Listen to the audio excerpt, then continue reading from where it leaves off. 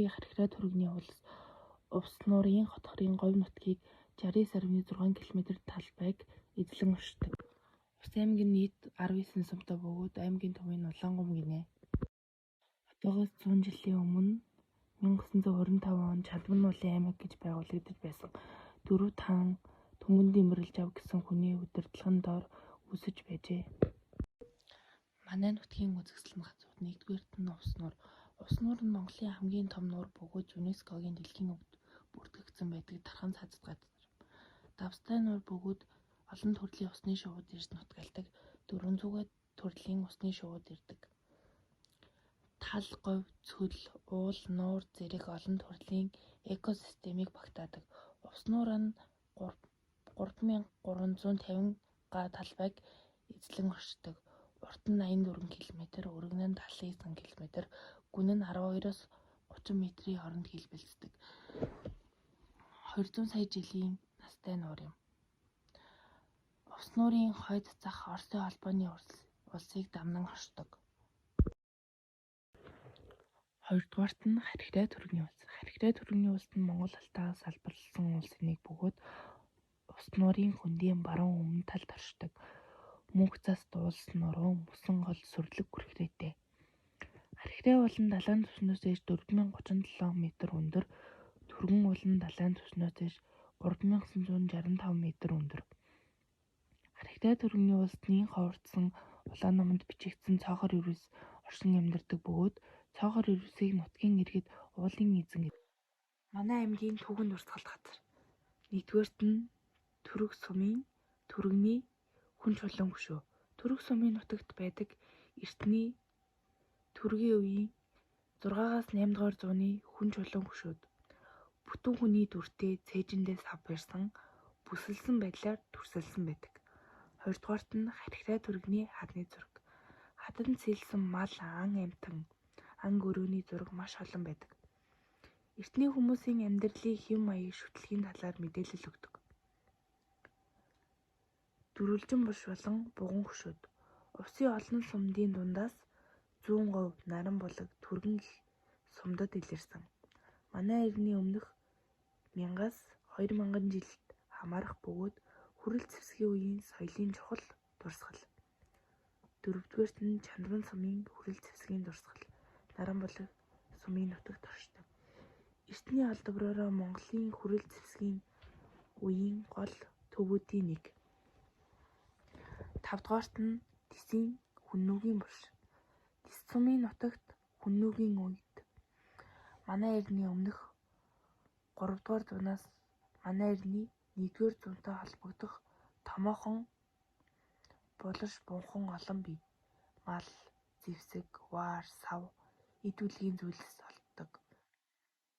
6-дугаарт нь Наран булаг сумын тариалангийн хүн чулуу. Түргийн үеийн дурсгал бөгөөд газар нутгийн эзэн Баатарлаг хүмүүсийн дурсгасан чулуулаг хөшөө.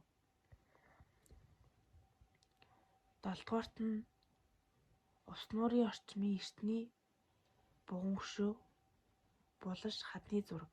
Байгаль, түүх хоёр нэгэн зэрэг оршдог гайхалтай тогтцтой газар. Дараагийн танилцуулах сэдэв бол манай нутгийн алт артнууд. Бүгд найрамдах Монгол ард улсын баатар, Зөвлөлт холбоот улсын 2 удаагийн баатар, Ленинийн олон улсын томоохон шагналуудын эзэн Юмжаагийн Цэдэнбал. Цэдэнбал нь 1916 оны 9-р сарын 17-нд Увс аймгийн 100% сумд төрсөн. Бага дунд сургуульд сураад Зөвлөлт холбоот улсад эдийн засагч мэргэжлэр эзэмшсэн. Юмжаагийн Цэдэнбал нь Монгол улсын 20-р зууны түүхэнд хамгийн урт хугацаанд төр засгийг удирдсан улс төрийн зүтгэлтэн юм. Түүний улс төрийн замнал 1940 онд ердөө 24 настайдаа Монгол ардын намын хуучнаар Монгол ардын хувьсгал намын ерөнхий нарийн бичгийн дарга болж Монгол төрийн эрхэнд гарсан. 1952-аас 1974 онд Монгол улсын сайд нарын зөвлөлийн ерөнхий сайд, 1974-өөс 1984 онд бүгд найрамдах Монгол ард улсын төрийн тэргүүн, улсын бага хурлын тэргүүлэгчдийн дарга, нийтдээ 44 жил төр намын дээд удирдлагад ажилласан. Үйл ажиллагаа нь Монгол Зөвлөлт холбоот улстай нэгт холбоотой байлгаж социалист системийн бодлогыг хэрэгжүүлсэн. Хөдөө аж ахуй үйлдвэр боловсрал эрүүл мэндийн салбарт олон өөрчлөлт хийсэн. Монгол улсын алдарт малчин Ингэлийн Бадам дэлхийн их тайвны улсад үнэлж баршгүй их гавьяаг байгуулсан. Улсын алдарт сайн малчин эмэгтэй бол Ингэлийн Бадам юм. Тэрээр 1909 онд Увс аймгийн Өмнө Говь сумны малчин арт галуу тоогт Ингэлийн гэр бүлд төржээ.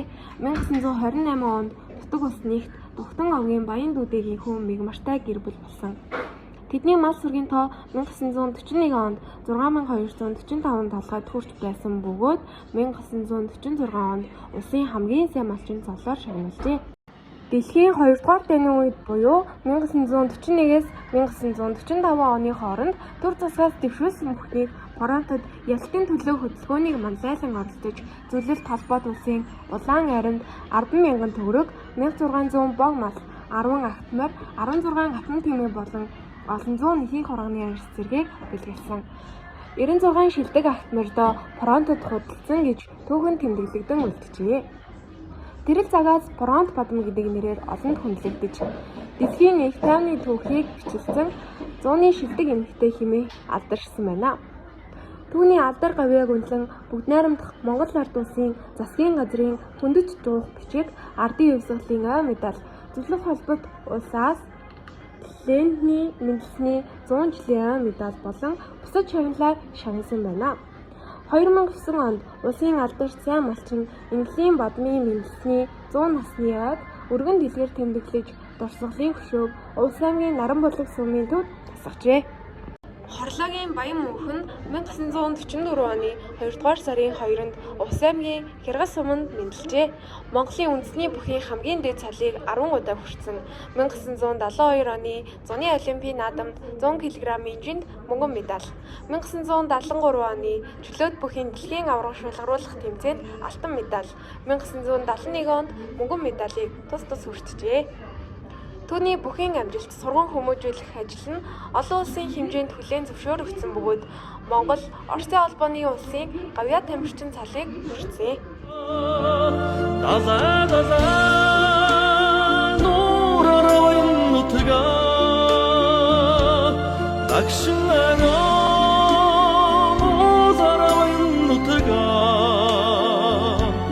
Дайын далдартай